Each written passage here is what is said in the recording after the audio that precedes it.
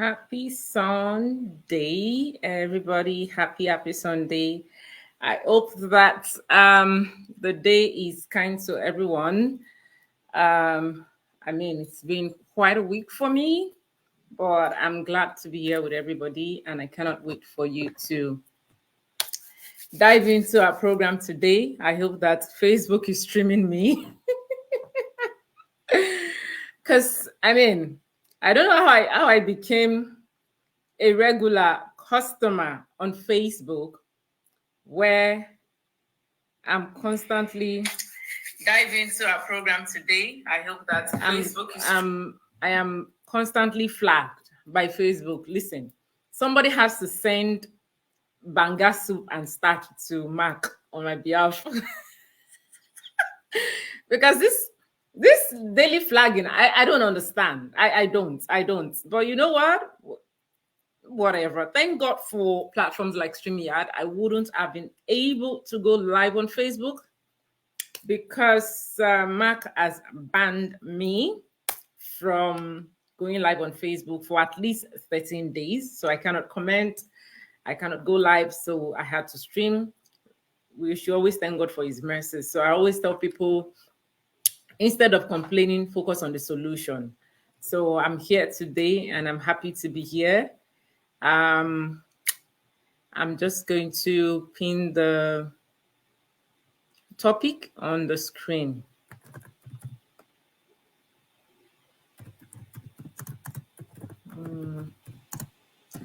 How are you doing? Please, I want to read from you guys.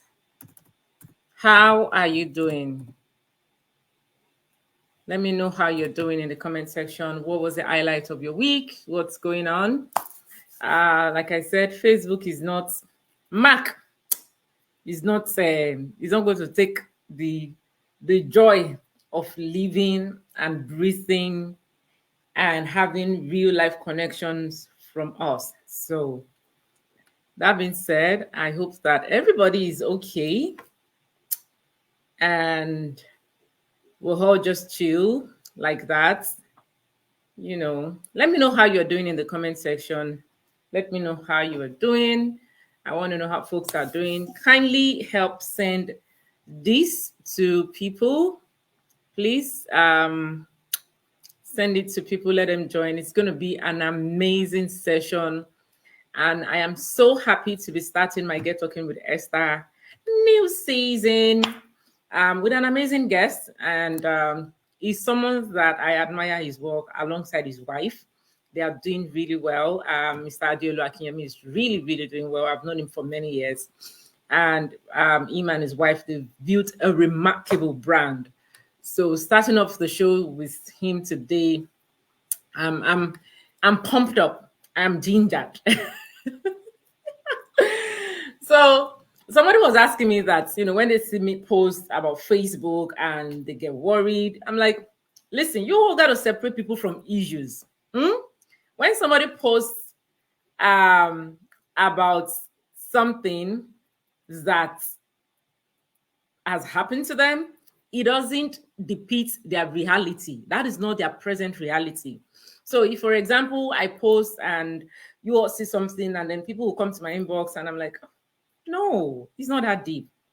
Listen, I grew up in the face of the media, meaning I didn't just become an influencer because I have a Facebook page, Instagram and Twitter and LinkedIn.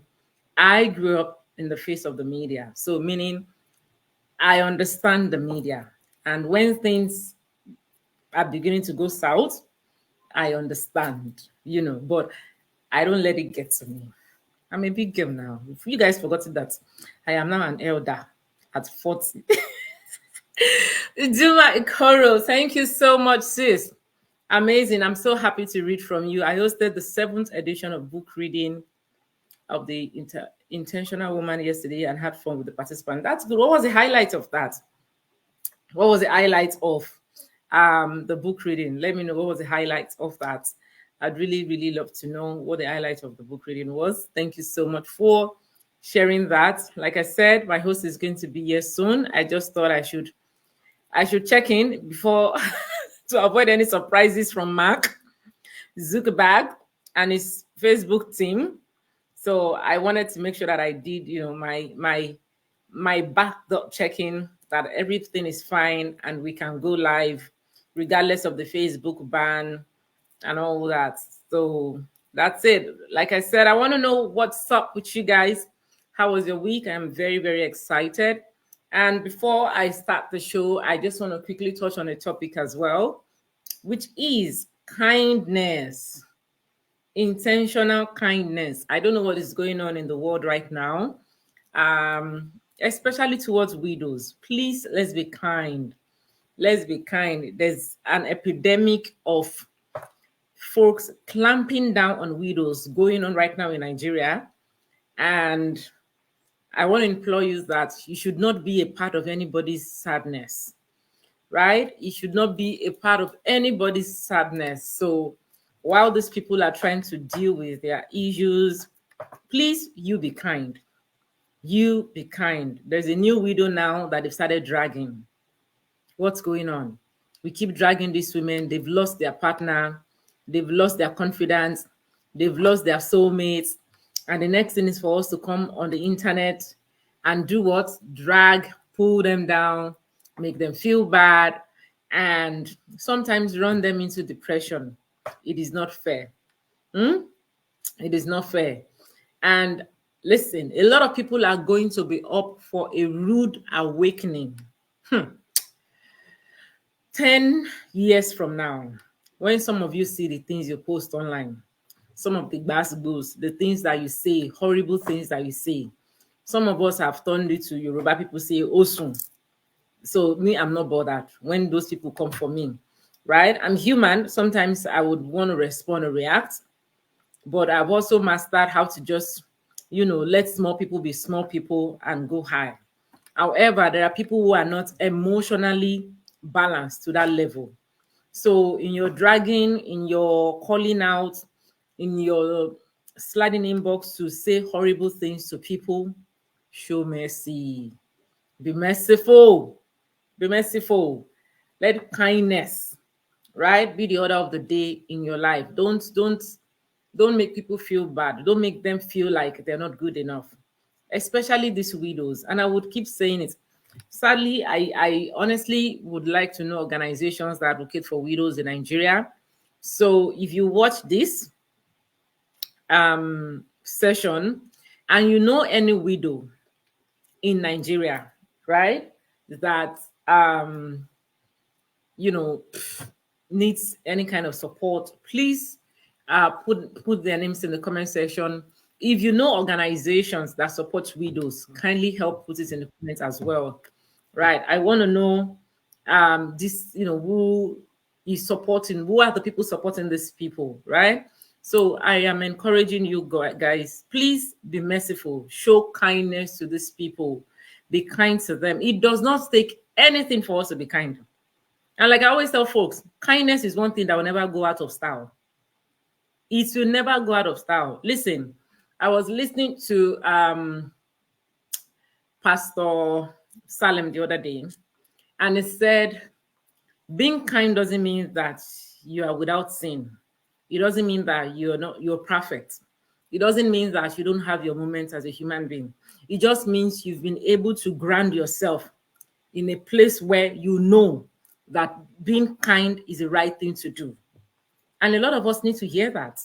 So I'm saying it to you all, when you drag people online, pull people down, they are dragging one widow today, you are the one helping them to drag the person. And then we forget that 5-10 years from now, the internet will not forget. And I would always say this, it is going to get to a stage where parents will start looking at the social media accounts of those their children want to marry. So that by the time you are faking to them like you're a kind person, they see your social media, they will match it with the energy you're giving them. So you all better be kind. And when some of us come online and we keep reiterating the fact that you got to be careful with the things you put out there, we are not just talking. We've seen things behind closed doors. We've seen things behind the camera where people lose out and miss opportunities just because they think that they have to be opinion leaders on every topic because they have a voice. So use your voice wisely, Use your voice in a ways that would not pull others down. Use your voice in a way that your own children are going to be happy with you. And that's one of the topics we're going to be addressing today. Building a legacy of impact. It is so important in this age and time for us to build a legacy for our children. Be the energy that you want your children to be, so that when your children walk into rooms, people are going to ask them, who raised you? Who raised you? I want to know your parents, right? Anyway, I have to bring my guest on the stage right now. I just really wanted to push that out there. It's been quite a week for me, and I see so much toxic energy online, negativity. Some people might not be able to talk because they don't have a platform, but for people like us, me, I go talk. What I won't do is to drag and pull down anybody, but I'm gonna do things that I gotta do, right? All right. So my guest is backstage, and I'm really excited to have him here today. Like I said, I am very, very, very, very interested in the topic today because of this age and time and the things going on in the world right now. This is a topic that people need to know. So if you know somebody that knows somebody, share this link with them. Let them join and learn from us. So I'm just going to bring up my guest right now to the stage and then read his profile. Hi, Mr. Adeolu. Hello, good How evening. How are you? I am very well. Happy Sunday. Same to you. Same Nice. to you. Nice. Very quickly, what was the highlight of your week? I know Madame's birthday was this week as well. So aside from Madame's birthday, which is very, very important, what was the highlight of your week? Okay, thank you for sparing me from the trouble you're about to create. So I give it to Madam's birthday because otherwise, otherwise this week I might have traveled, but I decided to stay back because family first. Okay, But yeah, but yes. this week one of the key things that has taken my time this week is trying to put together uh, a solution, together with some people Mm-hmm. to something that we want to assist in helping to be successful. So Okay. there's a venture that we're trying to put together, and it's been interesting trying to stitch everybody's point of view together into one whole Mm-hmm. document and then Mm-hmm. present it as one front. So that's been a significant part of my week. Okay. But of course, the crown goes to my wife's birthday. Madame. Yes. And happy birthday to her. We love Thank to you. hear beautiful stories. We love marriage stories. We love to see people who are thriving in marriage.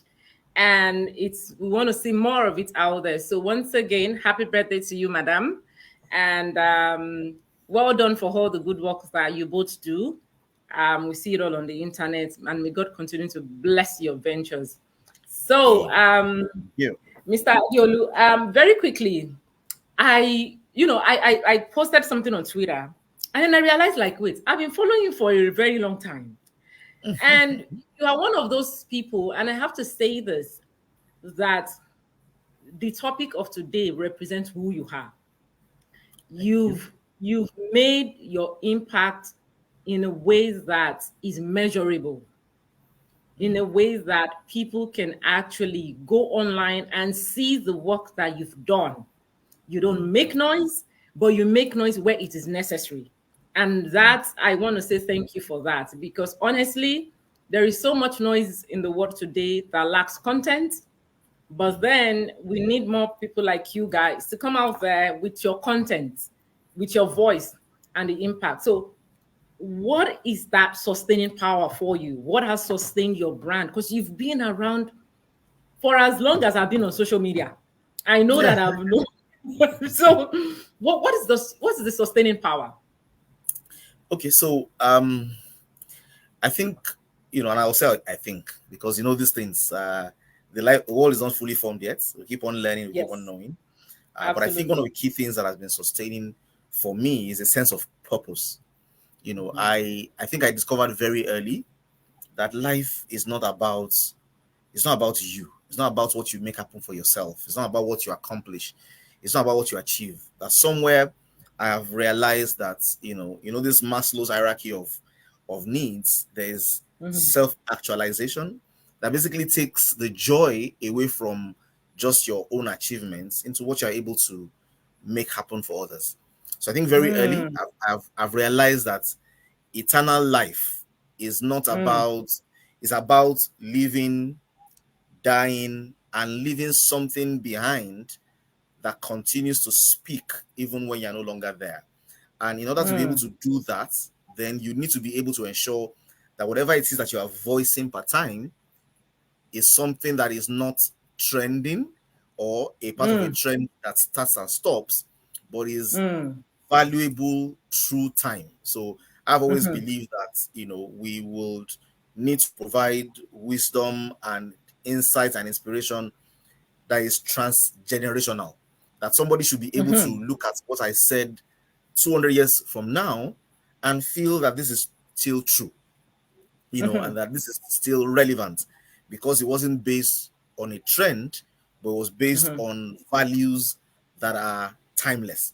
So this has been the perspective. And what that means is whether or not what you are doing is celebrated in a particular dispensation or in a particular season, you can, voice your truth, knowing that it may be 200 years from now, 500 years from now, 1,000 years from now, that somebody will pick up what you said or what you wrote, and it will make a lot of sense to them. So for me, sustainability has come from realizing that, the judgment for my work is not limited to the 50 to 100 years in which I existed. The judgment for my work will transcend my time, and I'm willing to pour my heart out and share what I know, knowing that somewhere down the line, it will make a lot of sense and add a lot of value to somebody. Yeah. That's very powerful. That's very, very powerful. And I like the fact that you retreated timeless. And it's something that I posted this week about the difference between relevance and popularity. Popularity is time bound, but relevance is timeless. If you are relevant, there is nobody that can take that away from you. And that's the reason why we would continue to see Coca-Cola, right? But there are other brands smaller than that just want to come with a trend because Coca-Cola is doing this. However, what makes this sustaining power for Coca-Cola is the relevance. So I like the fact that you're really focused on being timeless, and it is what we need today. People need to know, not the gra-gra, like they say. Don't just try to be seen and heard for the moment or because it's a trend. What are you building? Who are you? And so thank you very much for that. So just for those who don't know Mr. Adeolu, yes, please go on. You want to say something? Yes, I want to say something. So there's a guy, you may have seen some of his quotes. His name is they call him David Thoreau. I think he has three. I think there's something David Thoreau. He has like 3 names, but David Thoreau is what I can remember now. Now this guy, you'll see his quotes thrown around in a number of books. If you go online and search for his name, you see a number of quotes out there. And David Thoreau, you ask yourself, who is David Thoreau? And it took me, this was in like over 10 years ago when I stumbled on this. I realized that this guy died at 44. Didn't really do or lead anything very significant. He was in prison at the time. He was a teacher. He learned it. I think it was just, his life was just like this. But guess what? The work that he put together became the document that Mahatma Gandhi read, that helped him to lead the Indian Revolution that brought them freedom. It was a book that Martin Luther King Jr. read that gave the background to the non-violent resistance of helping to cure segregation in America. It was the foundations of what Mandela read that led into the emancipation of South Africa from what was apartheid that was going on there. So you look at the world leaders that came from a document that an unknown person put out there. It became valuable for them for formulating the ideology and learning from each other about the ideology of non-violent resistance. To say that your oppressor can come against you, you do not need to respond with violence, and you can still ensure that what you're doing gets done. For me, I find those kind of things exciting to say, at the end of the day, when time is summed together, we will realize that the works of great men were driven by the ideologies of people who probably were not known. So, like you said, it was not about popularity, but the relevance of their work transcended their own season, and in a very interesting way, they impacted the world. And I feel some of these people will get referral rewards from the activity of the people that came after them. Hopefully, hopefully, and that's a huge one, honestly, because even for top executives today, the people who sometimes do the back end work for them, they are not known. I was in a networking meeting this week, and it was one of the points the facilitators raised. He said, "I have worked with A suit, B suit, C suit people, and sometimes I don't get mentioned. I'm not credited for the work that I do, but I get paid, and I am fine with that." And he said that because a lot of young people just are all about credit sometimes. He said, "I am fine with being the back end person because I know that they cannot replicate the original." Meaning, if I decide today that I want to be something, I have the templates. And that really took me on a journey of a deep thought, like, there are people like this who really do the work on the back end that we don't get to see. They write all these beautiful speeches, they are orators, and their names are not mentioned. But like you said, maybe they'll get their reference. I'm sure they will. By God's grace. All right, everyone. Once again, I have here with me Mr. Adeolu Akinyemi. I am just going to read his profile for those who don't know him. That's me. We just dive into the conversation. That's the power of impact. When you discuss with people who are really impactful, it just flows. So, but let me read his profile. He's very powerful, so I'm going to keep it very short. And then you can also Google him. If we have the team in the house, please help us post the website in the comment section. So, Adeolu Akinyemi's career and business exposure extends over multiple spheres, multiple countries, multiple organizations, multiple awards, and about 2 decades. Adeolu Akinyemi is a personal development trainer, a financial and business intelligence coach, a 10 times consultant, human resources expert, blockchain enthusiast, entrepreneur, networker, nation builder, and passionate disciple of Jesus Christ. As a trainer, coach, and consultant, Adeolu Akinyemi has interfaced with over 500,000 people in over 10 countries across 500 different organizations, ranging from SMEs to blue chips to non-government organizations and government agencies.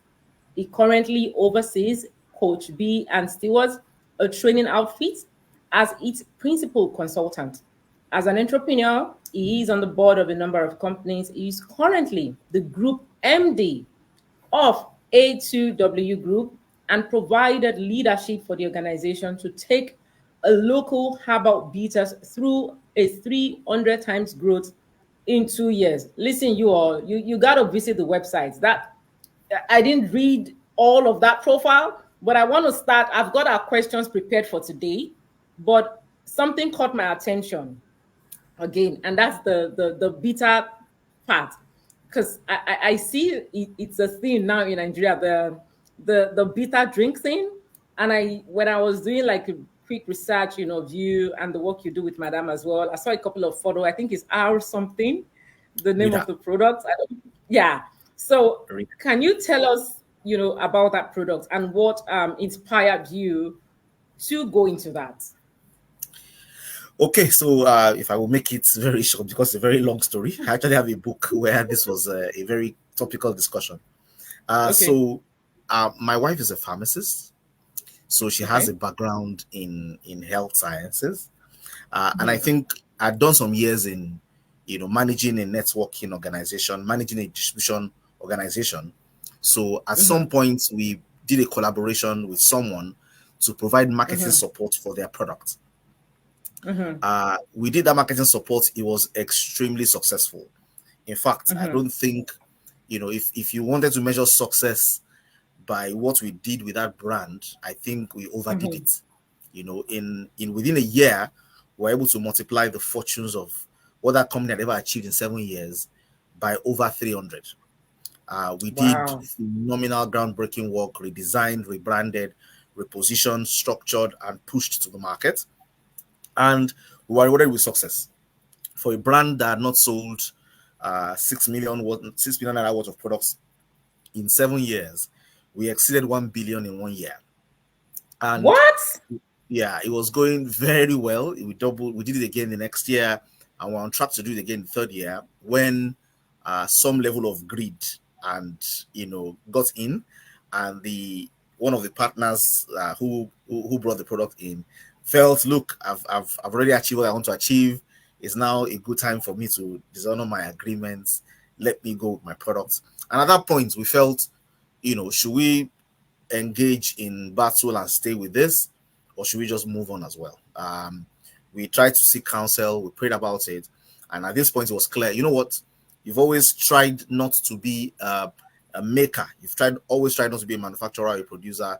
You have strengthened your ability in distribution, but this is an opportunity to actually build on the research you have done and enter into the space. So we entered into the space out of, basically, we had developed capacity for distribution, but we didn't have any product anymore. So we intensified our research, pulled together a team of people, brainstormed together, did a lot of back and forth in R&D, and eventually came up with a formula that we believed was going to work, and began to push the market. We started with one product. Today, by God's grace, we have 14 products, all under the umbrella of that Reader brand. So there's Reader supplements, there's Reader for men, there's Reader Fire for men, there's Restore for women, there's Cleanser for infections, there's Fat Burner for people that are overweight, of people that have cholesterol issues. We have Reader hair cream, we have Reader body butter, we have Reader body wash, we have Reader teas, we have Reader balm. We have a number of products in that genre, and it's growing, and the market is growing as well. We currently sell in over 20 countries. We are getting structured to be able to do major work in the US. But essentially this kicked off out of a, the Bible says if you are good at helping somebody do their own, if you're not faithful in another man's own, who will grant you your own? So we had done another man's own faithfully. We were not rewarded well, but we took it in good strides and decided it was time to be given our own as well. And it's been an interesting journey. Manufacturing in this market, distributing in this market, empowering this person in this market. But that's the origin of that Reader brand, yes. And that's a story. When you said there's a story there, I didn't know what angle the story was going to go, but you just shared a powerful story of success in like a short pitch. And what I take up from this is that when one door closes, don't just go with a closed door. Look inwards at something else. Don't give up easily, because you could have just said, okay, you take your business, okay, let me focus on other areas, because of course you are very successful in other things, and you could have just done that. So I definitely would. So have you brought these products to Canada? Because this sounds like something I want to buy. Yeah, we have distributors in Canada. We sell in Canada. In Toronto? So, yeah, in Toronto. So I can connect you. Sure. Yes, please connect me. I'd like to know. And I also feel like there are some products that are like water. People don't need to advertise it too much. Because if you could make $1 billion for somebody for a product, look at the way I even called the thing. I said something bitter, and I'm sure that's the things people overlook sometimes. Actually, they are the things that people have. Those are the solid bakeries. Let me call it that. The solid bakeries where money comes from. Because we're looking at not just high-level distribution here. It's the layman product. And that is where the market is. So I'm really, really, really proud of what you've done with the product. And I would love to know what it feels like to be read that up. If I can use if I can use that word. So I see the same in the comments. It's amazing. Yes, please.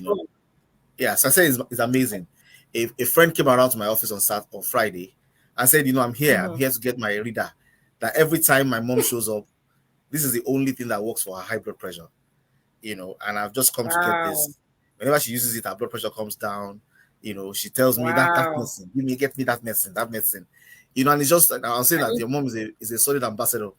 and basically we have a lot of stories like that. People swear by the Nice. balm.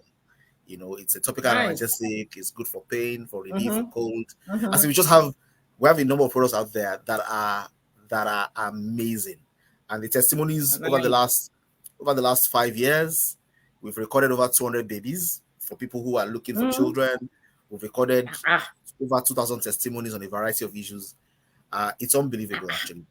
this is serious. I need to interview Madame as well, You need since to. she's a pharmacist and You need to. it's a collaboration. I'd like to also spotlight her on my platform, because honestly, women who do businesses like this, I feel they don't get enough visibility for the work that they do.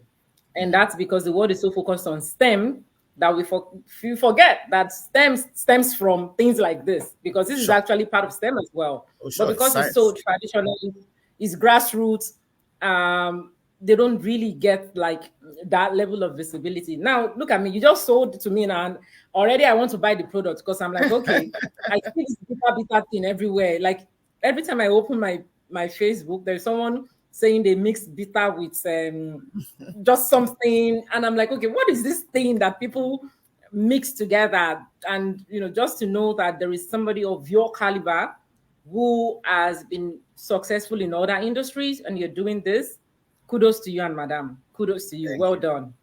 You're Thank you. right. So Yeah. my first question for you today is, can you share a significant moment in your career that influenced how you approach making a positive impact and leaving a lasting legacy? Okay. Just a season in So your yeah. career. So I'll share a moment, and I think people will Mm-hmm. typically think that this moment predates my career, but I think it was part of my career. I Okay. was actually in university. Mm-hmm. I was in university. I was in 300 level, Mm-hmm. and I had been made the academic secretary of my fellowship. So this was a responsibility Mm-hmm. that ensured that I looked after the academics of over 200 people who are junior to me and who are my classmates. Mm-hmm. And Mm-hmm. my responsibility here required that I would teach tutorials, I will organize teachers to teach tutorials. I was basically playing my own part in people's academic success. Mm-hmm. At that time, I think I had a CGPA of 4.86. I was in 300 level electrical electronics. I was doing very well. I was smashing it. And then some of my students who are in 100, who had just finished their first semester in 100 level or thereabouts, Mm-hmm. went to check their results, and the results were near where where I normally studied. And I went there as well to see people's reactions and to see what the general results looked like. And I had a number of students who got very solid scores, A's, you know, 90 A's, 80 A's. Back in those days, I used to joke and tell people that when you get an A that is more than 90, 95, it's no longer an A, it's an ah. And that when you get lower A's, it's just A. We used to distinguish.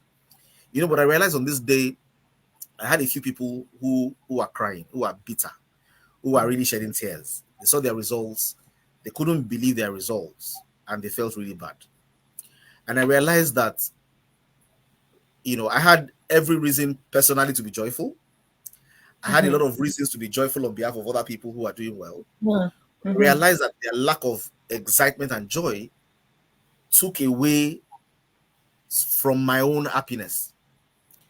I empathized with them, and I felt it didn't feel good just succeeding.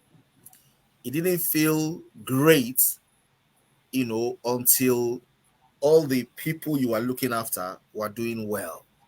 Mm-hmm. Something shifted for me that day. That day I made up my mind that, success will not just be about my story. Success will Mm-hmm. not just be about, that day I lost the desire to ace it all the way to the end. And I think it shifted a lot of things with me, because then from then on, I dedicated a lot more energy to helping people succeed. I dedicated more energy into tutorials, into teaching, In fact, back in those days, I probably did it at the expense of my own personal progress. So it got to a time when I didn't really bother about myself. I kind of like let myself go in order to, help set these right foundations for people. And I think for me, that's been my approach. My approach is it is only when we collectively progress, that's when there's progress. Individual success doesn't mean much except there are others carried along as well.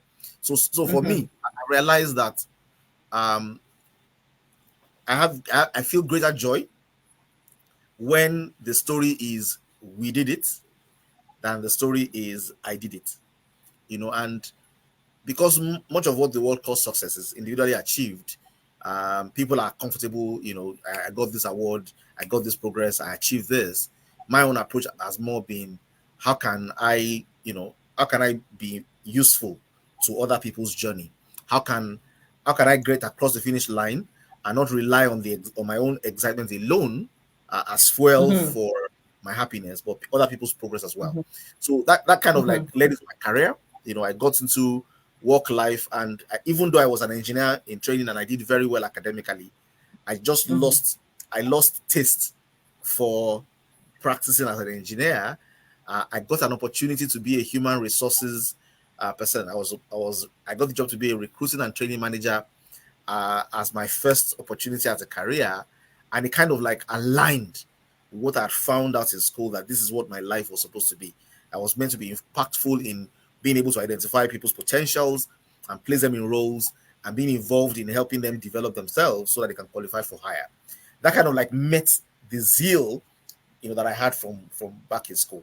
And as I went around universities, I went around different cities trying to identify talent and position people. I began to realize as well that many people are not prepared for for career life. So from the first year at work, I authored my first book, How to Get Your Dream Job.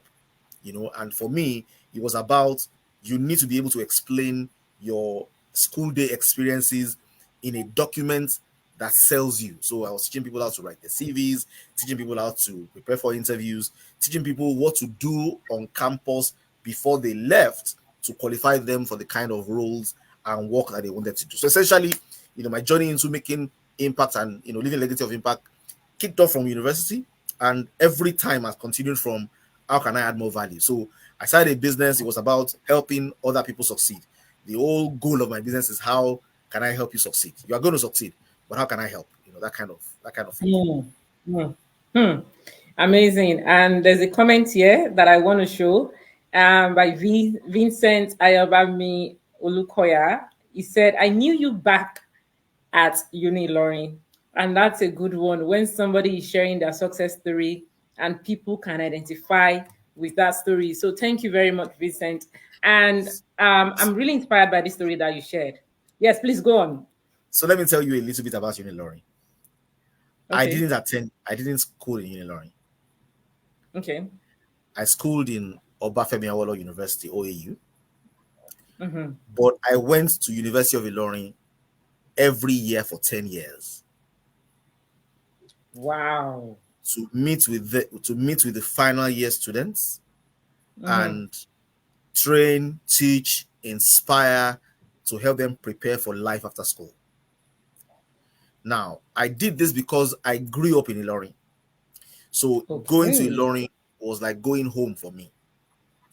And every Okay. year, I had a friend who was in Ilorin, who was based there. And every year I will come, we will do one final year meeting or the other. They will assemble all the final year students together, and we'll go and teach. I'll go and train. I'll bring a few of my friends Mm-hmm. along as well, to help them Mm-hmm. navigate life beyond school.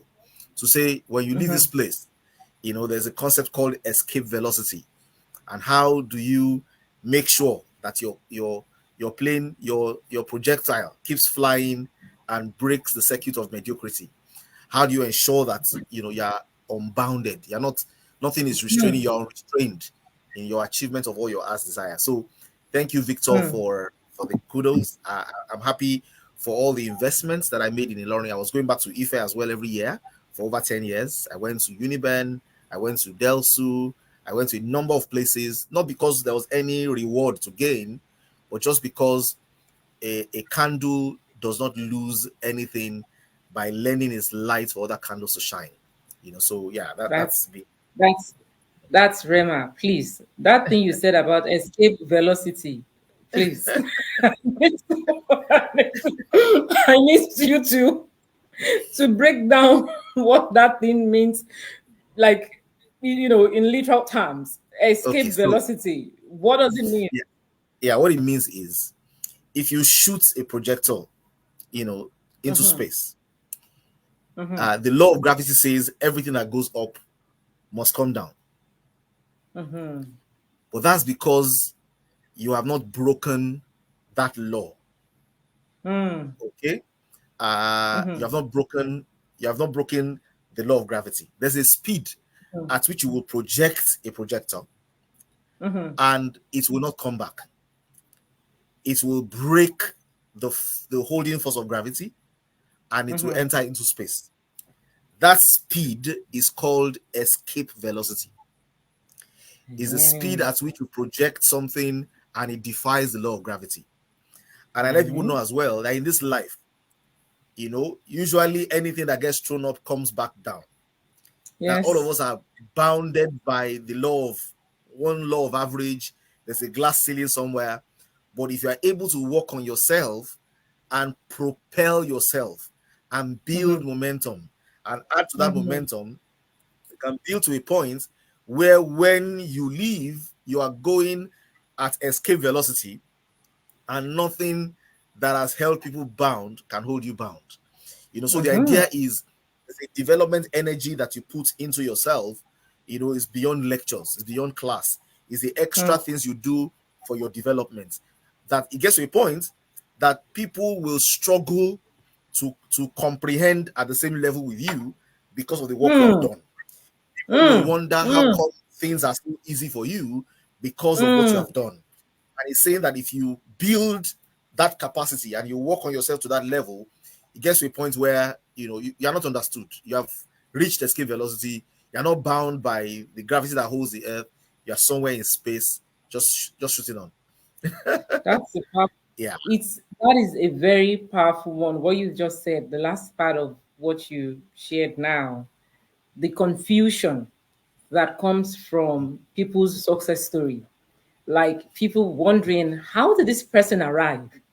But then look at all the work you've done. Someone here just confirmed that, I mean, he benefited from some of the things you did back then in uni learning. And here is his comment again. You were invited by FYBSA, Yinka Babalola, Pastor Speak, and the likes. Look at that. Look at that. And that is the power of impact. The reason why we're here today. Who are the people who have benefited from your work? Who are the people that can attest to the work that you do? Now, the next question I have for you is you are an author, you are founder of Reader Naturals, you're a consultant, amongst other things. And I know you wear so many hats. How do you balance all that, just in a ways that would still make you make that meaningful change in the society?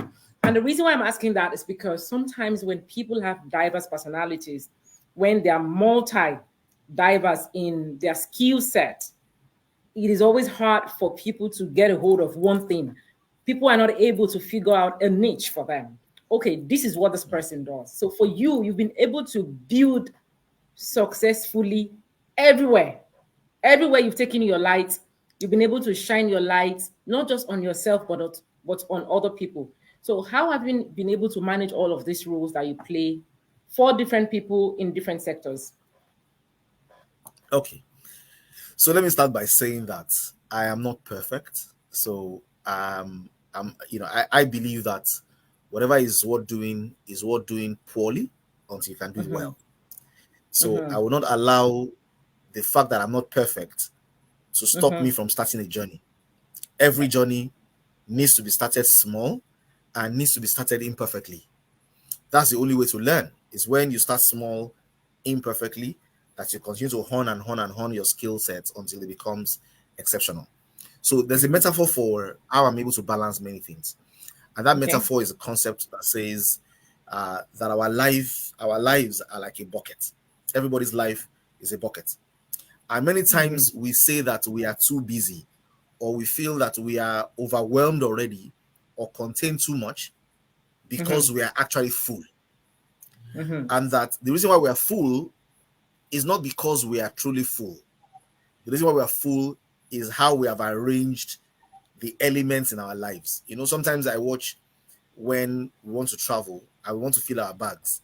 And very quickly, you see some bags, they look like they are full already. And if you empty that bag and rearrange the elements in the bag, you realize that there's still plenty of space. So this bucket called our life has different types of stones. There are big stones, there are pebbles, there's sand, and there's water. Mm-hmm. And balance for me is about realizing that whenever your bucket is full, the first thing you want to do is empty the bucket and then reprioritize the elements that go into the bucket. There's a very interesting piece of work that was done by Stephen Covey, and he says if the big rocks don't get in first, they will never get in. So in prioritizing, you put in the big rocks first. In the spaces between the big rocks, the pebbles will find their positioning. In the spaces between the big rocks and the pebbles, the sand will sift itself in. And in the space between everything else, water will find its level. So what I think has helped me to be able to get balance in a number of areas is I understand what my big rocks are. My big rocks are the issues of my life where failure is not an option. There are areas where failure is an option. In my relationship with God and my representation of the person that I follow as a disciple is not a place where I can afford to fail, because that's the bedrock of every other purpose that I have. The Mm-hmm. reason why I want to be impactful, the reason why I want to be helpful, the reason why I want Mm-hmm. to make a difference in people's lives is because I have a sense of mission to do the same. Now, the next big rock in my life is family. These are people that didn't apply to God to come to the earth. We brought them in. My wife and I brought them into the world by our own choice without consulting them. We have That's true. responsibility for those Mm-hmm. children as stewards to help them maximize their potentials, to help them be socially integrated into society, to help them Mm-hmm. become giants in their own world and be able to add Mm-hmm. value in their own unique ways. So those are big rocks. Now, once those big rocks are in place, I realize that everything else is about serving, the purpose that the big rocks create. So I need a good job that gives me time with my family, allows me to be a blessing to them, and still allows me to be able to impact others. I need to function in a career that does not break doesn't break my family, doesn't break my relationship with God. So everything is layered in like that. So I have enjoyed some level of balance from being able to fill this bucket with as much as possible, because the big rocks and the pebbles have come in first. And I think that has worked for me. And every time I feel overwhelmed, and it does happen, when I feel overwhelmed and I feel, man, I don't have time, I tell myself, no, it's not I don't have time. It's that I've apportioned time to the wrong things. So I empty the Mm. bucket. It's called retreat. You empty the bucket again and you ask yourself, what is important? If everything in this life goes away, what do I want to be able to say that was done? Okay. I'd Mm-hmm. like to be able to say on the last count of things that my life impacted other lives in such a way that they found purpose. I like that to happen. I like it to happen that my children look back and say that I had the best father I could ever have had. They had time for me. They were proud of me. They invested in me. I want to be able to have that. I want, so I look at those things. I want the people that I work with to be able to say we worked with a great person, who was selfless, who cared about us, who supported us, who wanted the best for us.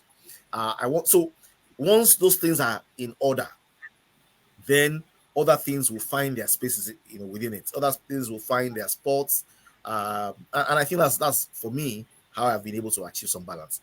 So there's a curse of having multiple talents that confuses Mm-hmm. people and makes them, just mess up in the areas that are important, and they're doing well here, they're doing well here. Your family is broken, relationship with God is non-existent, but they're successful in their careers. I think one needs to make up one's mind what are the big rocks and allow them to have their place first. There are things I do every day No excuses given. I must do them every day because they constitute a core part of my belief system and my value system. Okay, so and life is not in the big moments. Life is in the daily habits, and once those daily habits have their secure place, then I can build on it in a multiple in other directions. So let me not say more than that. Yeah. I didn't know I was going to take a master class today. Life is not built in the big moments. It's in the daily habits. Now that's a food for thought, because sometimes we don't even realize that we are a function of the things we do daily. Mm, mm, This is powerful. And I am happy we're having this session, because while you were talking, I was having like a retrospect of my own life mm, and checking in with myself internally to say, okay, there is a part of me, you are speaking to, mm, and saying to myself, okay, after this session, I need to have, a sit down. mm, And that's the mm, power of impact. Which mm, takes me to the next question, because there are a lot of people who are going to watch this, those who are watching right now, who peradventure want to live that life of, the meaningful life of legacy in their community. What mm, advice would you give to them? mm. So my take on impact is, I like, so there are a few authors I like very much. My ultimate author is the Holy Spirit, who wrote the Bible. But I have a few other authors that inspire me, and one of the guys is, I've read his book like over 50 times. Is Seven Habits of Highly Successful People, and Mm-hmm. the concept here is private victory before public victory. I like the way, I like the way Jordan Peterson says it in 12 Rules. He says, clean up your house before you criticize others. And for me, and it's saying that in psychology, you need to first of all learn how to clean your own room before you begin to do the external things. That the journey Mm, of the journey of impact starts with small things, not big things, small things. Make it small enough that you will not fail to do it. And once it's small enough for you to start, that's where the journey begins. So you need to learn how to win your private victory before public victory. What does that mean? It means before you make a promise to somebody else, make a promise to yourself and deliver on it. Okay? Build hallelujah. your own individual capacity. Build your self-awareness muscles. Build your imagination. Build your conscience. Build Mm, your act of volition. You're being able to make choices and to do things. Begin the journey of your own life by casting a vision for the future that allows you to be able to measure progress, because progress is not possible without vision. If I don't know where I'm going, I don't know if I'm moving closer or if I'm moving further away. I first of all need to draw a line in the sand to have where I'm mm-hmm, running towards. So mm-hmm, when you make these things happen for yourself and you are able to win your own victories privately, mm, then and only then have you laid the foundations to now begin to impact the world. Okay. So you clean up your own house, and then you're able to realize, okay, good, I'm responsible. Okay. The world is not unfair. Nigeria is not bad. It is not about the color of the grass on any side of the divide. If it is to mm, be, it is up to me. mm, I am a co-architect of my own future.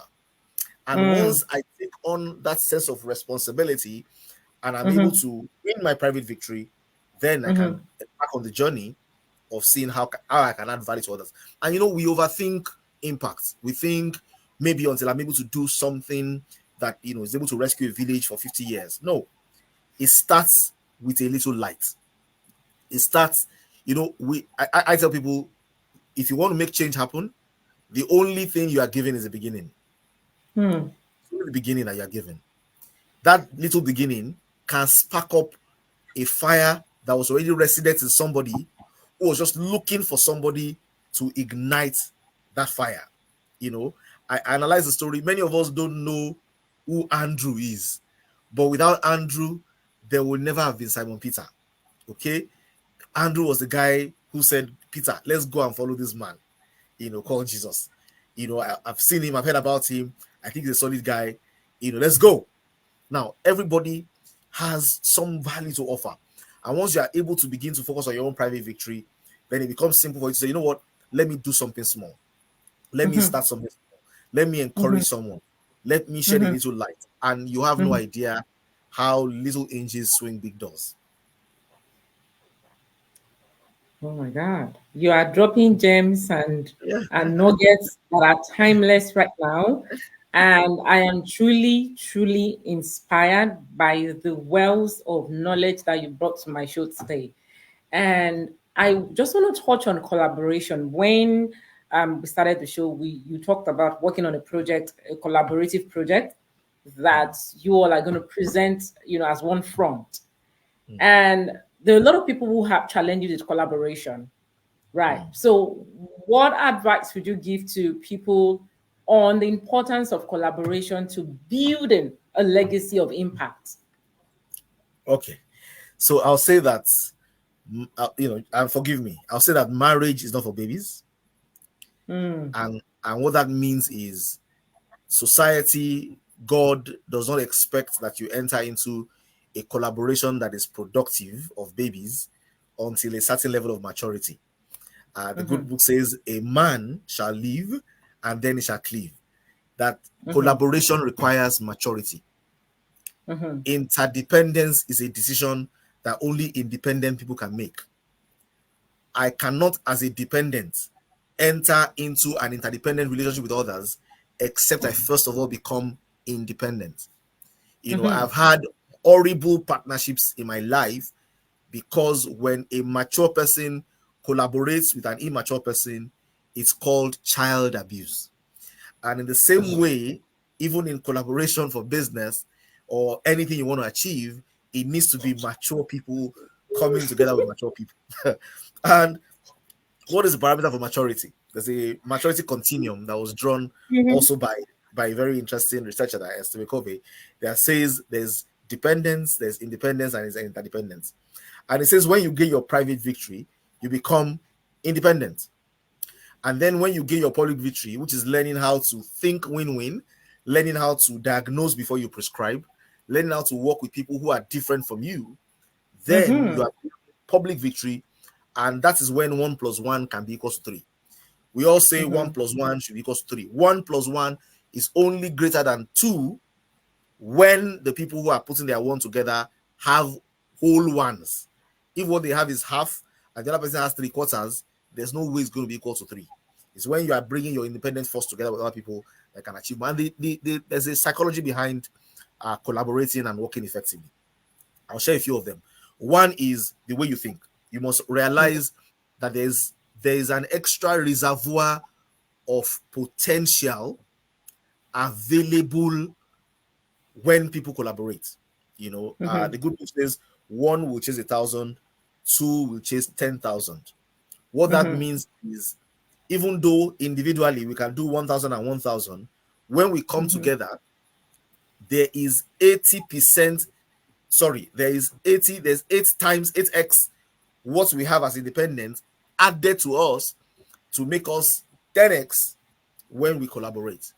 What that means is collaboration creates abundance. Proper collaboration creates abundance. So when I'm able to merge my resources with others, there is extra for us to get than what we'll have gotten as individuals. So that's one. So I need to think that I am not going to be robbed of the little I have. What I have will increase when I am able to get collaboration right. So if you have gotten collaboration wrong before, it is not an impetus to give up. It is realizing that I got it wrong. It didn't produce the desired results. How can I get it right? The second reality is, normally we are inclined not to want to work with people that are different from us. We like to work with kindred spirits, people that are similar to us, people that think the way we think. But you must understand as well that for your highest level of productivity, difference is better than similar. Okay? That is why Adam and Steve will not give birth to babies. And Madam and Eve will not give birth to babies. The only collaboration is Adam and Eve, not Adam and Steve, and not Madam and Eve. And if you don't understand what I'm saying, I'm sure when you look at it very well, you'll figure it out. I'm saying that productivity is difference, not similar.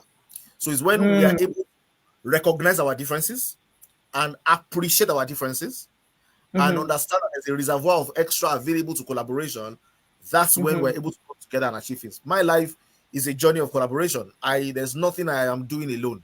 Nothing. In over 20 years of doing business, I think, I've gone to different cities. I've gone to different cities in Nigeria, different nations. I typically will not even be found alone. I typically will go with somebody else, collaborate, because I believe that, you are an easy target alone. You are a complicated target when you are together with other people, and that together we each achieve more. So it's thinking win-win, recognizing and celebrating differences, and working with people who don't share the similar views with you, but share similar fundamental values and are also matured enough, to come into that collaboration together. I hope I've said enough. You are dropping nuggets upon nuggets, and I had to pull this comment up. I want to believe it's from one of your people, and she says this is just the tip of the iceberg. Imagine being a member of a community where you get a daily dose of Mr. Adeolu Akinyemi. We are blessed to have you, sir. Kindly post the link to the community if there are people who want to join. If there's a link for that, please post it in the comment section. Let us have it, because I'm not able to comment right now due to Facebook issues. That brings me to this thing you said about collaboration. Is so powerful that I think it was a child abuse part that really riled me up a little bit. And that's because honestly, we need to do our due diligence before we collaborate with people as well. I feel like sometimes people collaborate out of emotions. True. And sentiment, out of, I know this person from back in the days, but we don't even look at the value they are bringing to the table. Do these values align with us? Because if you are doing something in one way and someone else is used to doing it in another way, it doesn't mean you all cannot collaborate. But the truth is, the result you want might not be what they want. They might be looking for popularity. They might be looking for just give me credits, give me credits, give me credits at every junction. While you are all about, listen, let us deliver and make impact. So when you get to that junction, please go ahead. Absolute. I think you have nailed it on the head. You have nailed it right on the head. Yeah. So it resonates with me. Yeah. It's sensitive to what people are looking for. So if you are in a relationship with somebody who feedback, public opinion means a lot to them, that partnership will go into shipwreck. Because trust the surroundings. Somebody will tell him, that your partner, he has built a second house, he has bought the 5th car. What are you doing? And this is the society we have today now. And it's the society we have. That is the reality of today. And that's why I always tell folks, like, listen, focus on your partners, not the internet. And that also goes for business partners. Just because a person is not right in the eyes of the public does not make them a bad business person. A person might have flaws, but those flaws, do they extend to their professional lives? And I got to be honest, it was something that I learned it very late as well. Separating people from issues is another thing that a lot of us don't know how to do. We just pack everything together, we hold on to that, and we don't realize that people sometimes are not the issues around them. And we're not able to discern. We're going to lose out on a lot of quality relationships without knowing, because we just feel like, let me just push this one away. So please, if there's a link to the community once again, let us have it in the comment section, or at least how people can join. I just want to read through a couple of comments. I saw a comment that caught my attention, and someone that knows you again from back in the day, and that is Azizat. She says, hello there, Adeolu Akinyemi is always loaded and ready from avenues to wealth all the way. I love all this testimony that I am seeing. And if you have any question, please, before we wrap up, kindly pose the question in the comments, or you send it to me. I'm sure you'll be very, very glad to, answer those questions. My next question is about your book. I know you've written quite a number of books. I want to first start with the one you wrote with Madame. Please tell us more about that book. I know it was launched during Valentine's season. And what inspired both of you to write that book, and what impact has it had so far in the community? Okay. So the book was pre-launched in Valentine. It was pre-launched. And the launching really is still dotted. But Mm-hmm. the idea behind the book was we just we realized that we had clocked last year, we clocked 20 years in marriage. And you know in a world where people feel marriage is not working, people celebrate the wedding and not the marriage. Mm-hmm. People do the wedding and then they end the marriage within 2 years, 3 years. We felt that if Mm-hmm. things will change, it will be because we begin to celebrate long lasting relationships. We begin to celebrate Mm-hmm. the journey that people have gone through. So this book is Mm-hmm. a book that we didn't just author. We got Mm-hmm. 20 of our friends Mm-hmm. who collectively have over 200 years of marriage together. So we have people who have been married for 40 years, people who have been married for Mm-hmm. 10, 15, 22, 30, 35. Combination of all the years married is way over 200, 300. We got them together and asked them questions that will help anybody who is getting into a relationship or getting married to listen to perspectives and be able to realize that the things they are going through are not uncommon to man, Mm-hmm. but that there's wisdom and insights that have already helped people to navigate those journeys, Mm-hmm. and they can learn some value from that as well. So this book was put together basically by interviewing a number of friends who are married, happily married, and it's a celebration of the longevity of marriage relationships, and it's our overall comment into how I've navigated communication, how I've navigated sex, how I've navigated finance, how I've navigated in-laws, how I've navigated projects, how we have possibly done business together or not, and how we have lived through a variety of things that people would normally go through, and how marriage can stay enduring in spite of and despite all of these interesting ideals. So that's what the book was about. And it's a Okay. book that I said it was pre-launch, so we're still looking forward to the mega launch and to get into as Okay. many hands as possible. Yeah. That's possible. And that brings me to, I mean, just before I touch on your other books, just just a little bit of personal. What would you say has been the sustaining factor of your marriage? 20 years is a milestone, right? In this age and time, and considering the fact that both of you are in the public eye, I've got to say that, and doing the work that God has sent you, what has been that sustaining factor of your marriage? Yeah. So if I'll say, I'll allow me to split into two. Okay. You know, and why I'm splitting into two is because there's first of all a foundation. The foundation is we both fear God and love God. And I Mm-hmm. think I can't understate that, because when everything else falls apart and life from birth to death is a gradual falling apart. Mm-hmm. Life, living is dying. Living is dying. From the Mm-hmm. moment you are born, you are dying essentially. Mm-hmm. So life is it's that foundation of fearing God and loving God, I think, is crucial. A Mm-hmm. three-string cord is not easily broken. But I think what has Mm-hmm. allowed us, on building on that foundation, what has allowed us to thrive is also friendship. Okay. Uh, Okay. so I am a very big on, make friends. So I Mm-hmm. feel people take relationships as too deep too fast.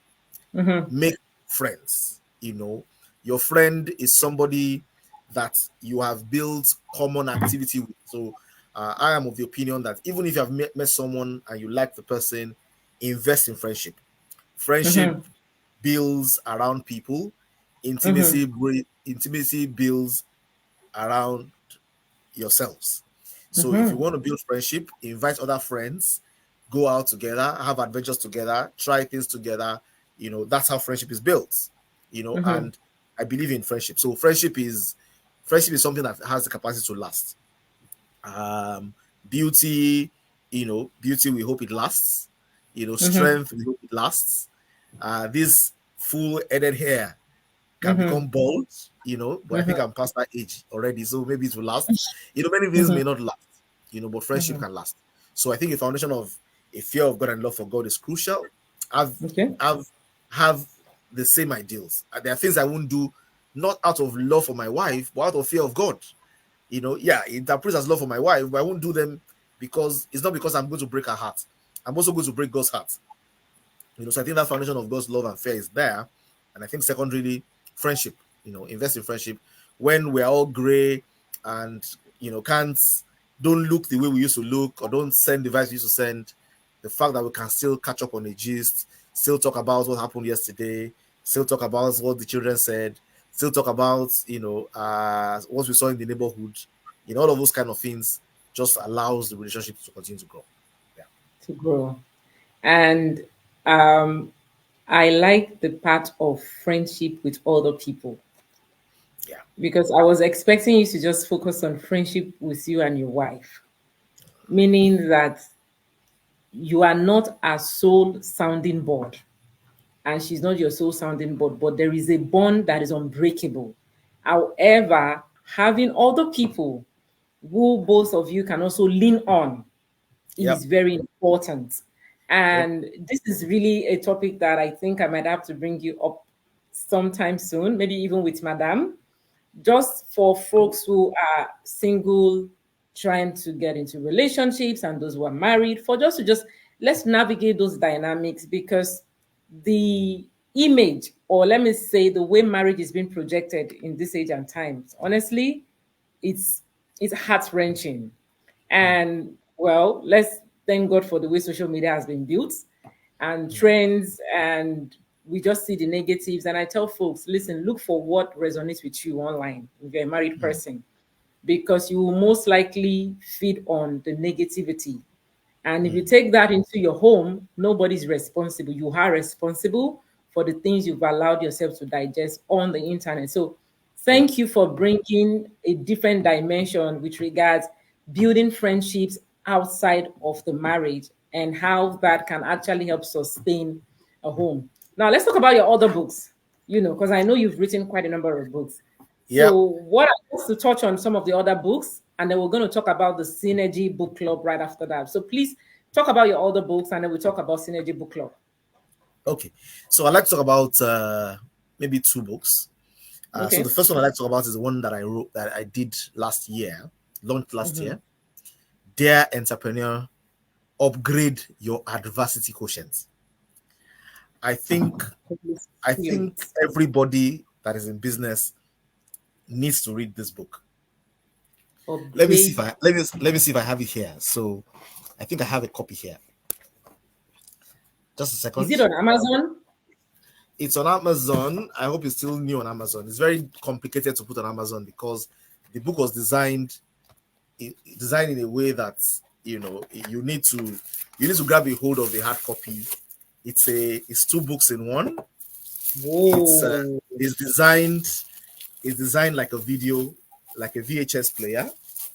If you are in the generation that knows what VHS player is, so I'll show you. This is the book, for example, yeah, and then you can remove it from inside the folder. It looks like you are going to insert it into a cassette player to play it, and Okay.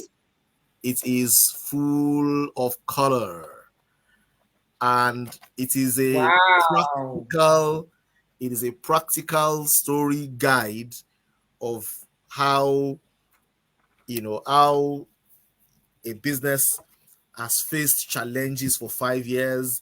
We've had a fire incident that consumed 400 million naira worth of products. We had a betrayal that ended a billion naira business. We had exportation to US gone wrong that required bringing back a full container from the US back to Nigeria.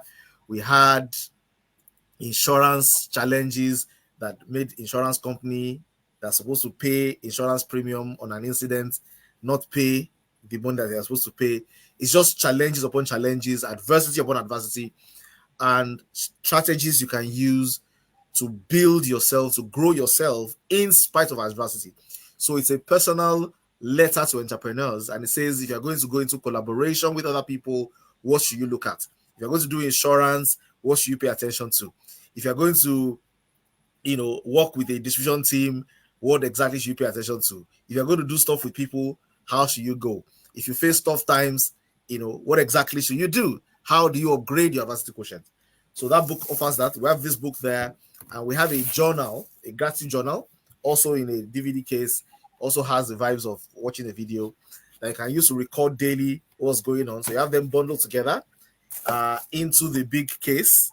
They go inside here together, and it's a book. I feel I got somebody got a copy from me recently, and it's been sharing a lot of very interesting. Man, this book is very good. Why are you not selling it? This book is every entrepreneur needs to have this. The story. Yeah, I was going to ask that. And why is it not everywhere? We need this kind of book, and we need it because the word adversity is synonymous to a whole lot of situations in these days, that we're in now. People go through adversity and they give up easily. And I don't know what is going on in the world, but it seems like sometimes I had a conversation with someone the other day, and I said, I feel there are people who have to go through cycle of adversity for them to get to their final, space where God is leading them to. Now, it is easy for you to aspire to perspire somebody into keep going. God is with you. God is with you. However, this book now is like a response to my conversation and question, because I said I want to see more practical ways where people can, learn how to overcome adversity. The world has evolved, and I think COVID did a number on us.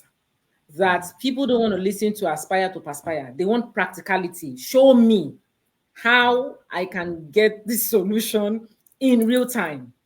Because if a small virus that we cannot see could change the world, I want to believe that our belief system now is a little bit tweaked for us to know that, listen, you've got to believe yourself first. You've got to know what you believe first before the world brings something to you. So how do we get this book? Because believe me, this is a book that a lot of people need.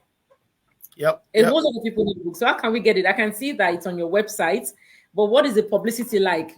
It should be everywhere. The name alone is loud and relatable. So please, how can we get the book? Yeah, so I think there's a lot of work that needs to be done into making sure the book is available. Okay. The book got launched December last year. Okay. And I think it's one of those places where you're doing a number of things and some things take the back seats for a while. But I think this year we will push into bookshops, a few bookshops, so that people can have a few places where they can get it. It's available on the website. People can order, and then we can courier it to them. We courier it to people for free within Nigeria. To get it abroad, to try to move a few pieces here. We had it on Amazon, but Amazon means you have to either read the e-copy or get it, downloaded, get them to print it, but not like this, print it in a different way. But we'll perfect that. This coming month of May and make it available. I think, so like you said, this is not aspire to perspire.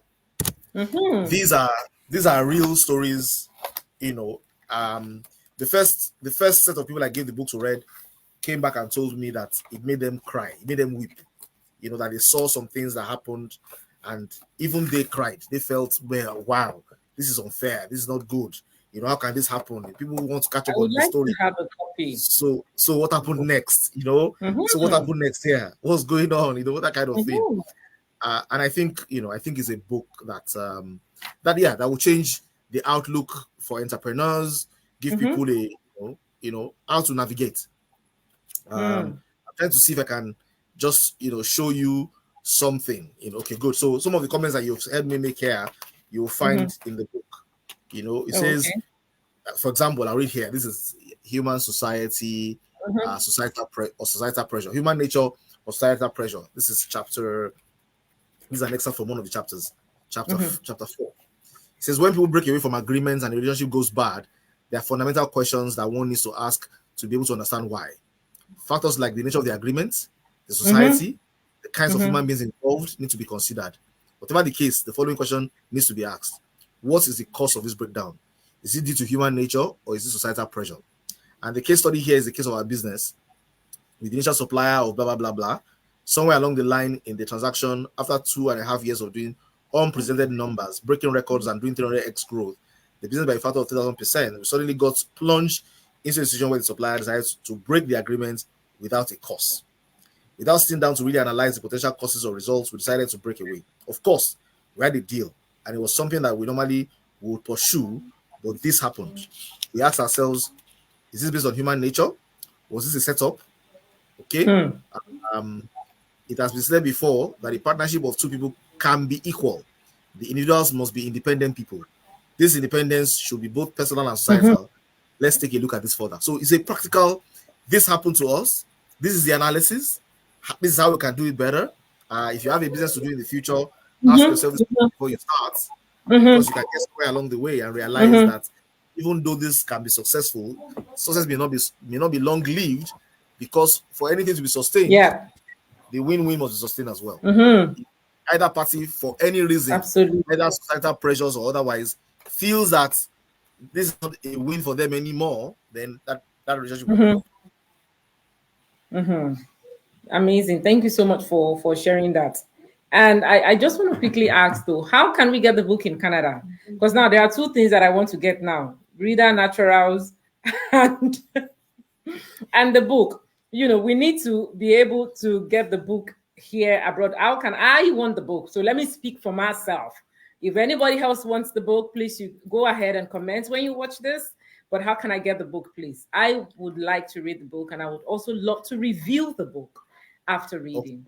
So please, So there's an e-copy. There's okay, the ebook. There's the ebook version. So if you want the ebook version, we can connect on it after. okay, If you want the physical copy, we yeah, actually have someone who does distribution for reader for us and does distribution for different things. So I can link through the person as okay, well. When they're getting their next supply, we can okay, send the book as well. Yeah. okay. Oh, that's fine. I would have loved the e-copy, but the packaging of the book, I love to keep. I'm a Yeah. vintage person. I love to keep things. I love to have a few of real books. I mean, just look at your own library behind you there. Exactly. Yeah. Sometimes you've got to have the hard copy. It's not for now because you would read and put it back there, but you are raising children as well. Also, And at a absolutely. point in their life, they might be going through something and it's confusing. And you say, okay, go on the bookshelf. I've got a solution for you on the bookshelf. Look at shelf one or shelf two. And that's the kind of library that I feel that a lot of parents should build now. Absolutely. So buy as much as possible from authors that you have on your timeline or in real time. Now let's talk about the book club just before we wrap up the program. I want to know more about the book club. Kindly tell us about your book club. So I'm sure sometimes when you're not looking for something, you don't find it. There's a concept that Mm, says we are all blind. mm-hmm, We are blind to 80% of the things around us, and that's very mm-hmm, easy to understand. It's because seeing is expensive. mm-hmm, I think Jordan Peterson was the person that said seeing is expensive. That the number of mm-hmm, resources the brain needs to dedicate to seeing is about mm-hmm, 10,000 neurons. So why waste 10,000 neurons on something that you don't need? mm-hmm, So I didn't really pay attention to what book clubs existed or what books we were doing until we started the mm-hmm. Synergy Book Club.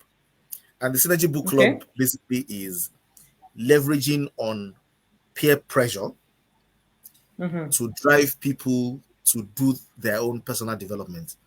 So we mm-hmm, realize that, and this is a concept also supported by James Clear in Atomic mm-hmm, Habits, that basically says that one of the ways to get yourself to do a particular habit is to have a community that is doing it together with you, so that failure to do what you're doing is not only letting yourself down, it's also letting them down.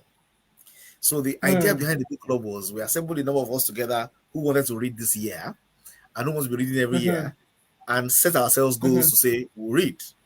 And if we're going to mm-hmm, read, we're going to measure what that we've read, we're going to evaluate how we're doing, we're going to do a small quiz to show that we really read, and we can keep ourselves abreast of the fact that we're developing ourselves and reading. So we'll kick this off mm-hmm, early this year. For everybody who has followed committedly, we are currently on our fifth book as a community, as a group this year. Many people at the beginning of the year say, I want to read 10 books this year. I want to read 12 books this mm-hmm, year. But they never get to do mm-hmm, it because they're alone, they're committing with themselves alone. There's nobody holding them accountable. There's no peer pressure. mm-hmm, So this gives us peer mm-hmm, pressure to be able to ensure that we're learning and reading. So somewhere along the line, we said, you know what? It looks like this thing is going to be serious. Why don't we develop an app for this? So this month, We developed an app for this. Okay. And Wow. what this app is about. So it's currently a web app. We're going to make sure that from web app, we're going to go into mobile app. And interestingly, we realize that this is something that can really become very, very interesting. So how does this work? Mm-hmm. On the app, we realized we can begin to give people badges. So if you have read what you said you will read, you get a badge. If you completed a book, you get a medal. If you are able to make sure that you're commenting every day, you get something that begins to identify you as somebody who is committed to your personal development. Mm-hmm. Now, interestingly, even though we are doing this for the public, the group currently has about 1,000 people, 1,000 plus. Mm-hmm. But interestingly, recently, I was talking to a company, a big company that has about over 8,000 employees. And we started looking at, can we make this application available to you as a place where your people can be doing their self-development? If you have a book that you want the whole company to read, let's onboard, 5,000 of your staff, 4,000 of your staff, get the book in front of them, give them awards, give them badges, and at the end of a period of time, let's be able to give you a report card, a leaderboard that shows you who is performing, who is developing themselves, and who is learning in the organization. So we realized not only can this be something that we can use as a group to galvanize people together to read, we can actually begin to onboard companies for a subscription fee, for an annual subscription fee for their own personal development. And then we said, you know what, can we talk to particular companies and tell them to sponsor youth corpers and students to also be on this application? So that when you want to recruit people, when you're ready for recruitment, you already have something that shows the person's individual commitment to their personal development, is able to track the activity around their reading, their comments. So rather than social media for fun and play, this becomes a social media of personal development. That employers of labor can look and see people's history and trajectory and medals and see that this person learned the things that I would even want them to learn. They can easily fast track becoming employed and working at it. So we saw many angles around how this becomes something even broader and bigger. But the starting point is, so the web app is ready. We're currently undergoing private testing. We should move into public utility in the month of May. And this is something that will be a legacy as well, because we'll now begin to count how many books have people read. How many people have completed 12 books? How many people have completed 100 books? Yeah, that's powerful. And those kind of things. So yeah, that's the book. Amazing.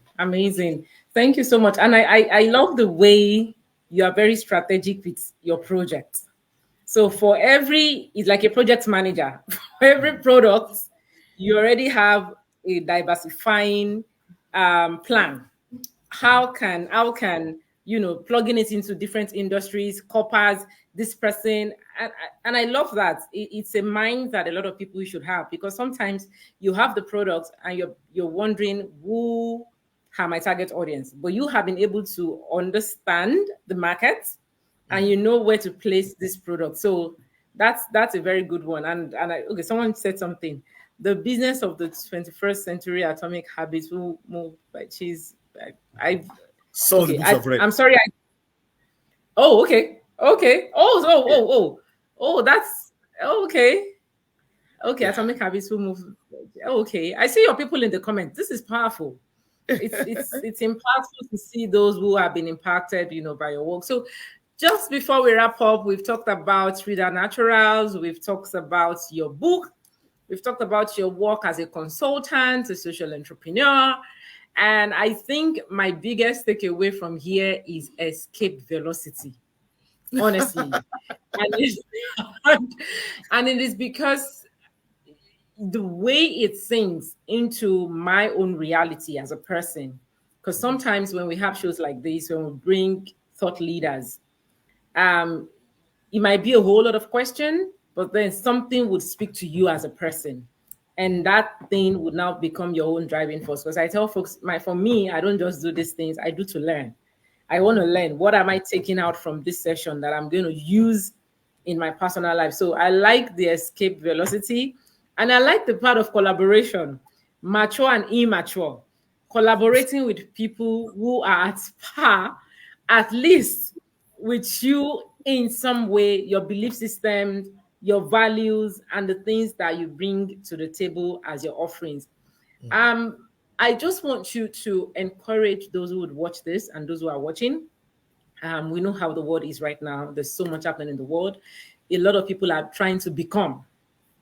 And while it's easy for us to talk about success stories, the truth is there are people who face challenges on a daily that that have become constraints to them.